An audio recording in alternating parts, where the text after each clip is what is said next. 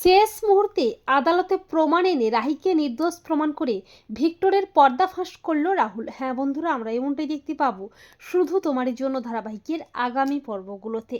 রাহির কেসটা কোর্টে ওঠে, রাহির সাথে রাজীববাবু যায়, এমনকি ভিক্টরও যায় কোর্টে। তবে রাহুল মিমোকে নিয়ে প্রমাণ খুঁজতে যায় রাহিকে নির্দোষ প্রমাণ করার জন্য। রাহুলকে কোর্টের ভেতর দেখতে না পেয়ে রাহির একটু অভিমান হয় রাহুলের উপর। এরপর বিপক্ষের উকিল রাহির নামে মিথ্যে দোষারোপ করতে থাকে, এমনকি রাজীববাবুর নামেও আজে বাজে সব কথা বলে। তখন রাহি রাজীববাবুর সম্মান রক্ষা করার জন্য নিজে অন্যায় না করেও সমস্ত অন্যায় নিজের ঘাড়ে তুলে নেয়। কিন্তু শেষ মুহূর্তে সবাইকে চমকে দিয়ে প্রমাণ নিয়ে আদালতে হাজির হয় রাহুল। রাহুল চিৎকার করে বলে, জজ সাহেব, আমি রাহুল রায়চৌধুরী, রাহির হাজব্যান্ড। রাহিকে যে ফাঁসানো হয়েছে আমি তার প্রমাণ এনেছি।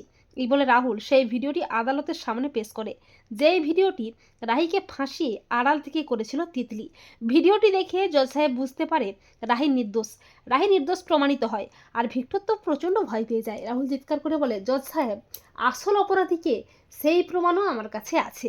এই বলে রাহুল ক্যাফের সিসিটিভি ফুটেজটা আদালতে পেশ করে, যাতে স্পষ্ট দেখা যায় ভিক্টর রায়চৌধুরী কোম্পানির সাথে বিশ্বাসঘাতকতা করে কোম্পানির সমস্ত কাগজপত্র অন্য একজনের হাতে তুলে দিচ্ছে। ভিডিওটি দেখে সবাই চমকে ওঠে, আর ভিক্টর তো প্রচণ্ড ভয় পেয়ে যায়। এরপর রাহুলের দেওয়া প্রমাণের উপর ভিত্তি করে জজ সাহেব ভিক্টরকে জেল হেফাজতে রাখার নির্দেশ দেয়। তো বন্ধুরা, এমনটা যদি দেখানো হয় তোমাদের কেমন লাগবে কমেন্ট করে এক্ষুনি জানিয়ে দাও তোমাদের মতামতটি।